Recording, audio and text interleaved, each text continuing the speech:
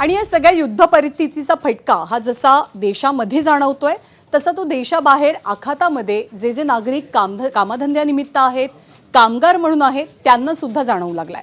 साधारणतः 15,000 भारतीय कामगारांवरती नोकरी कपातीची वेळ ओढावण्याची शक्यता आहे। हे कामगार बेरोजगार होऊ शकतात जे सध्या अरब देशांमध्ये, अरब कंट्रीजमध्ये काम करतात। सौदी अरेबिया आणि UAE मध्ये पुढच्या महिन्यापासून काम उपलब्ध नसेल अशी माहिती मिळतेय।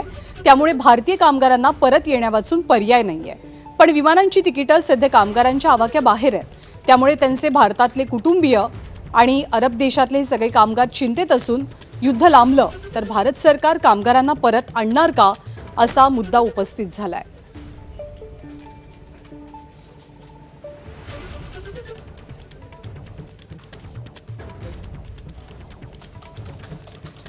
आणि या सगळ्या युद्ध परिस्थितीमध्ये दुबईच्या आंतरराष्ट्रीय विमानतळावरती इराणकडनं ड्रोनचे हल्ले झाले होते।